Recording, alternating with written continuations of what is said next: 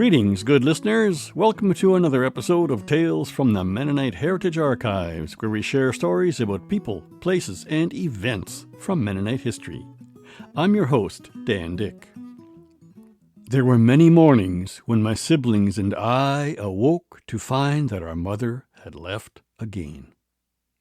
Those are the words of Daniel Thiessen, son of Anna Heinrichs Thiessen, a nurse and midwife in Paraguay, who estimated that she helped at over 1,000 births.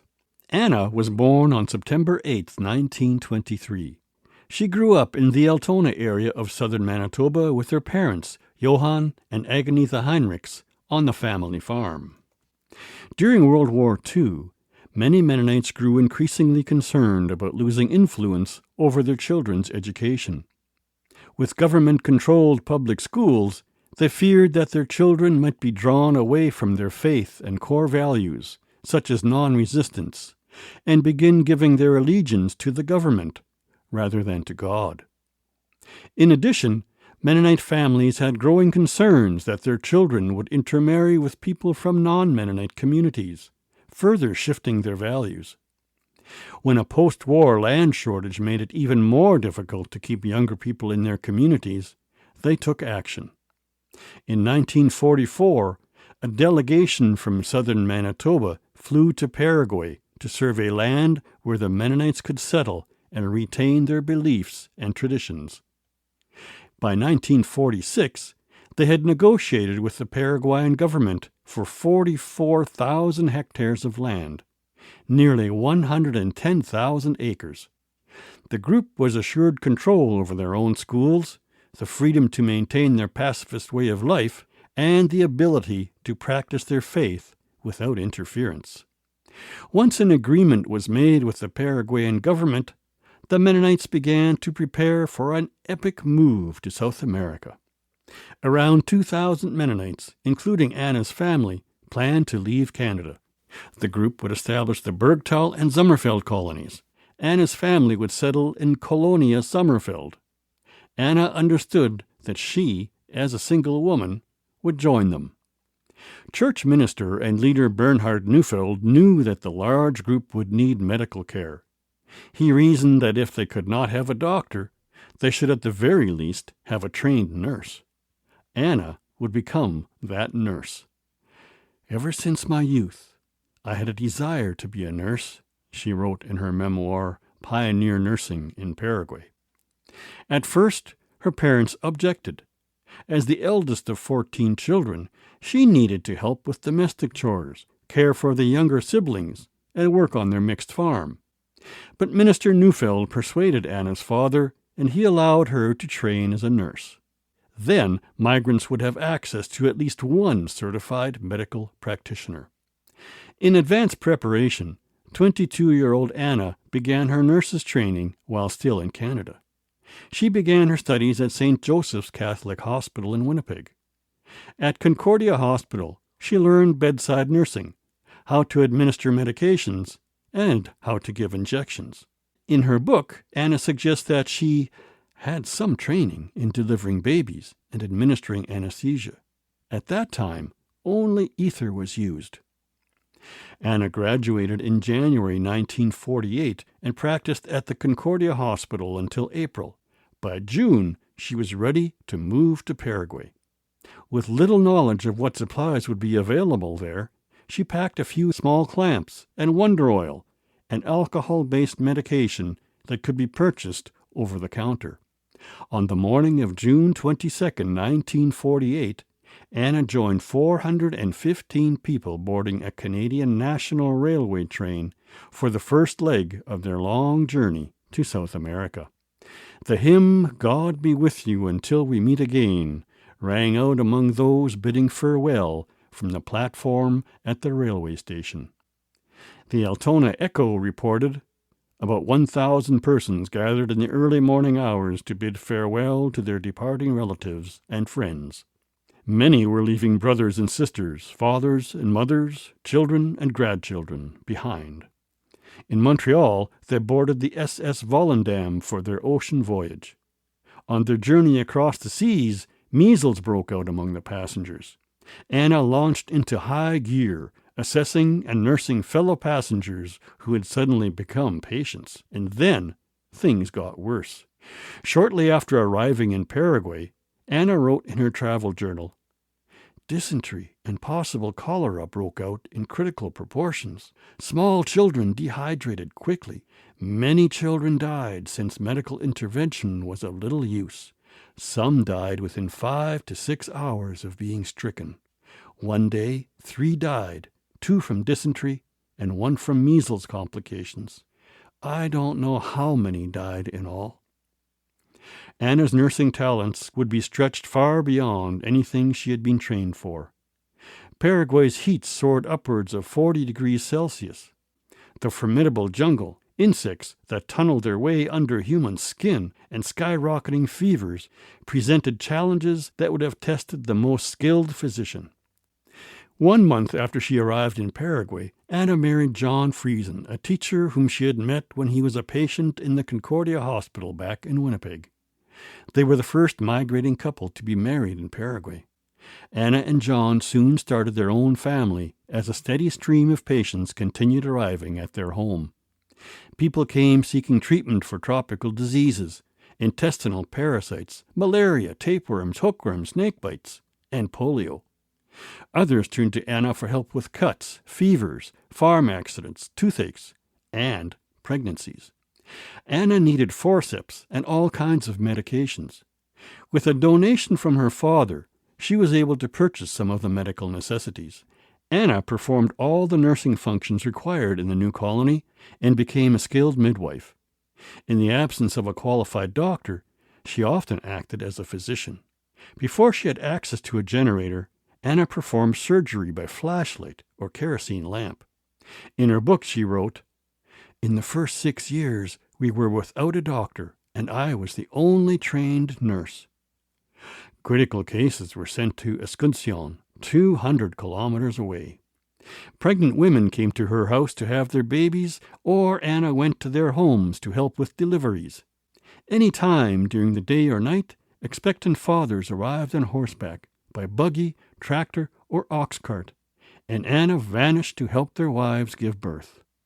Muddy roads challenged the most expert drivers as they carved their way through the deep and slippery ruts of red mud. Without surgical tools to perform cesarean sections, Anna patiently waited for the arrival of each new baby while attending to the expectant mother. She helped deliver the village children, and later her husband John, the teacher, educated them. Anna and John had 6 children of their own and were expecting a 7th in 1958 when John succumbed to his heart problem, leaving Anna with young ones and with baby Christina on the way. Anna had no choice but to carry on. "Over the years of nursing and midwifery, I never lost a mother," Anna proclaimed. But sadly, there were a few stillbirths. "After attending over 600 births, I stopped counting, but I probably helped women give birth over 1,000 times." In Anna's day, women commonly gave birth to 10 or more children. Most anticipated the arrival of another baby with joy. Some, however, were weary from their endless back-breaking gardening, laundering, cooking, and farm work without electricity or running water. All Anna could do for those women was to prescribe gratitude for their babies. Some families had a new baby annually. After delivering a 9th baby for one such family, Anna caught a ride home with an Amish gentleman. Striking up a conversation, he asked Anna, "What were you doing?" "I was helping to deliver a baby," Anna replied. "It was their 9th baby, and their eldest child is 8 years old," she added. "Impossible!" he exclaimed. Births sometimes brought complications. Anna delivered babies who came face first, with cords around their necks, or even shoulders first, and others she knew would face lifelong challenges. After 2 or 3 years in Paraguay, Anna began what today is called prenatal care. She insisted that all expectant mothers who wanted her assistance should visit her prior to their due date. She needed to assess the condition of the mother and the unborn child, and, she told them, Have old linens or cotton rags washed, boiled, and ironed to use at the delivery if no rubber sheet is available. But sometimes Anna still had to wash the family's sheets, or use sheets she had brought from home. She prepared the birthing bed with clean linen, tidied the birthing room, and helped with the delivery. Because she was so tired and sometimes pregnant herself, Anna would lay down next to the new mother and rest. The father would arrange to collect Anna, take her back home, and pay her with a piglet, cash, or a humble Dankeschön, or thank you.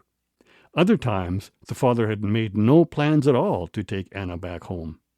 In later years, women were required to have their first babies in hospital. Some resisted. When the women were required to stay in hospital, their husbands wanted to stay with them. Anna would persuade the expectant fathers that they could manage at home, and their wives would be well taken care of at the hospital. The women reveled in an 11-day rest. For just a little while, they could leave their responsibilities with someone else. Sanitation was a critical concern to Anna. Before she had rubber gloves, she washed her hands with soap and water and then applied alcohol. When she finally got rubber gloves, they were washed, sterilized, and reused. Until 1978, when medical equipment and medications became more readily available, she washed and boiled glass syringes and needles to sterilize them for reuse. Vaccines were often in short supply. To ensure that a maximum number of children were vaccinated, she performed manual vaccinations by transferring a scab of smallpox from one child onto the scratched skin on the arm of another. Anna always stressed the importance of taking the time to visit with her patients. When people came to Anna for advice, she dropped whatever work she was doing and invited her guests to sit with her as she listened, all the while adhering to a strict code of privacy.